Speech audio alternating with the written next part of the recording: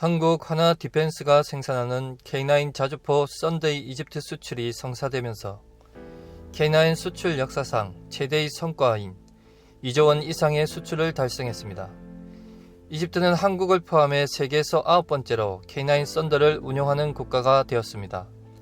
출력 1000마력을 품어내는 엔진 탑재로 최고 속도는 시속 67km에 이르고 360km의 최대 주행거리에 전투 중량 47톤에 자주포 길이 12m, 너비 3.5m, 높이 3.28m로 155mm 52구 경장 주포와 12.7mm K6 중기관총 부무장을 장착하고 승무원 5명이 탑승하여 급속 사격 시 15초에 3발, 3분간 최대 분당 6발에서 8발을 발사할 수 있으며 지속 사격은 1시간 동안 분당 2발에서 3발을 발사할 수 있고 로켓 추진탄을 사용할 시 사거리는 55km까지 늘릴 수 있습니다. 이번에 이집트가 K9을 선택한 여러 이유가 있겠지만 하나디펜스가 2017년 시험평가에서 K9 자주포로 해안에 접근하는 표적함을 명중시킨 일화는 유명합니다. 자주포는 직사화기나 유도무기가 아닌 포탄을 하늘로 쏘아 장애물 뒤에 숨은 적을 타격하는 곡사화기입니다.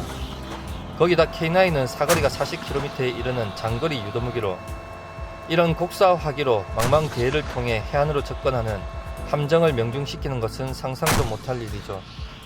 이런 장면을 이집트 군 관계자들이 직접 참관하여 봤으니 K9에 반할만도 합니다. 하지만 과거에도 이런 비슷한 사건이 있었습니다. 그것도 실전에서 말이죠. 반갑습니다. 구독자분들과 함께 성장하는 밀리터리 채널 생활탐구입니다. 과거 한국 전차 사격술이 세계의 전설로 알려진 사례. 휴전 이후 남북은 여전히 휴전선을 경계로 68년간 군사적 대치 상황을 지속하고 있으며 북한은 오랜 세월 대남 적화 통일 전략을 통해 남한 사회에 침투해 공작, 선동 등을 해왔습니다.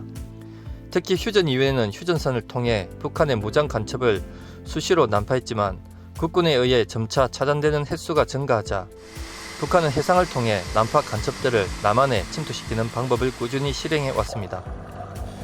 특히 1960년대 이후부터는 고속정이나 소형 잠수정을 이용해 무장 간첩을 난파하는 경우가 많았었는데 1975년 2월 15일 북한의 50톤급 감첩선 한 척을 해안에 있던 우리 측 전자포대의 전차로 격침시켰던 사건입니다. 당시 우리 언론에서는 해당 사건을 우리 해공군과 지상의 해안포대의 합동작전의 쾌거라고 간략하게 기사화되고 넘어갔습니다. 상세한 작전 내용이 기사화되면 우리 측 해안포대의 위치가 북에 발각될 위험이 있었기 때문이죠. 당시 사건은 국가기록원이 동해 침투 간첩선 격침 사건으로 기록되어 있습니다. 당시 기록물과 기사 내용입니다. 기사 전문 1975년 2월 15일 북한 정치보위부 소속 50톤급 간첩선 한 척이 동해 거진항으로 침투하는 것을 발견. 남측 6회공 합동작전으로 이 선박을 격침시켰다. 당시 속초지구대 소속 865함, 652정, 557정은 어로 보호 임무를 수행 중이었다. 기상 악화로 거진항에 피항하여 대기 중이었는데 합동작전 지휘소로부터 불명의 선박이 접근 중이라는 통보를 받고 557 함정이 긴급 출동, 정체 불명의 선박에 200m까지 접근하여 정지 명령을 내리는 순간 괴 선박은 소총 사격을 가한 후 급선회하여 북한으로 도주하는 것을 공군기와 해군, 육상포의 집중 사격으로 완전 격침시켰다. 출처는 국가기록원입니다. 이렇듯 기사 전문에는 우리 군의 6회공 합동작전에 의해 북측 간첩선을 격침했다는 설명이 전부입니다. 그런데 당시 작전에 투입되었던 우리 측 당사자의 해고록이 이후에 출판되었는데 생뚱맞게 해고록에는 기사 전문에는 없었던 전차가 등장합니다. 간첩선을 격침한 사건에 전차가 등장하다니. 사건 당시를 회고하면 전차는 분명 패튼 전차였을 건데 해상에서 고속으로 이동 중인 간첩선을 격침했다. 당시 기사에 따르면 박신웅 소령과 전차 소대장 오서위가 충무 무공 훈장을 받았고 이와 부대원들은 각종 훈장을 수여받았습니다. 이렇듯 과거에도 해안에 설치된 전차포로 고속으로 움직이는 고속정을 격침시킨 전례가 있었습니다. 그렇다면 K9 자주포는 해안에서 이동하는 함선을 타격, 격침시킬 수 있을까요? 반갑습니다. 구독자분들과 함께 성장하는 밀리터리 채널 생활탐구입니다. K9의 재원은 앞에서 말씀을 드렸고 1980년 후반 한국 육군은 장사거리 사격 지원 능력에 북한군의 물량적 열세를 압도할 수 있는 성능과 한반도의 구릉지역에서 효과적인 사격 지원 능력을 갖춘 21세기 전장에 부합하는 155mm 자주포의 필요성을 느꼈습니다. 때문에 1987년 국가연은 K55 자주포의 성능 개량을 추진했지만 유보됩니다.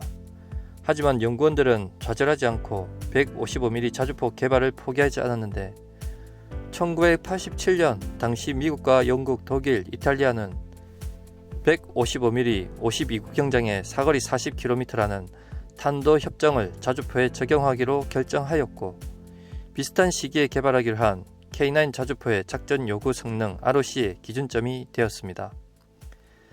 K9 자주포의 대표적인 작전 요구 성능은 알다시피 첫 번째로 사격 후 빠른 진지 변환으로 대포병 사격을 피하고 두 번째로 15초 내로 세발 사격을 위해 자동 장전을 채택하였고 세 번째로 선진국들 자기들끼리 맺은 탄도 협정으로 사거리 40km를 달성해야 했는데 이 부분이 작전 요구 성능 중 가장 어려웠지만 결국 155mm 52구경장 포신을 채택하면서 달성해버렸고 이로 인해 K9 자주포 성능은 세계 수준을 달성하는 것은 물론 국제 탄도 협정 적용으로 수출까지 염두하게 되었습니다. 이외에 관성 항법 장치와 사격 통제 장치 자동화로 30초 내 초탄 발사, 뛰어난 기동력과 생존력이 향상, 국내 독자 기술로 탄생하게 됩니다.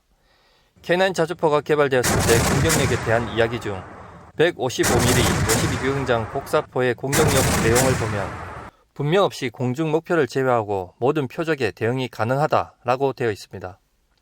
물론 이후에는 포방부에서 155mm 지능탄을 개발해서 공중 목표까지 대응이 가능하다고도 했습니다. 아무튼 초기 K9의 공격 능력은 모든 표적 타격이 가능하다고 되어 있습니다. 즉 해안 표적에 대한 직사 시험으로 인해 직사 능력과 함선 타격 능력도 개발 당시에 이미 검증이 되었습니다. 이 말은 유사시 K9이 해안포의 역할까지 가능하며 해상 목표에 대한 사격도 이미 평가를 끝낸 상태였죠. 데이터 링크로 표적을 획득해서 좌표만 받아서 그냥 쏘면 되는 겁니다. 마치며 이번 이집트 K9 자주포 수출에서 큰 영향을 미쳤다는 K9 자주포의 함선 타격 능력은 이미 우리 연구진들이 K9을 개발할 때부터 검증했던 능력이었습니다. 시청해주셔서 감사합니다. 구독과 좋아요 알림은 기쁨입니다.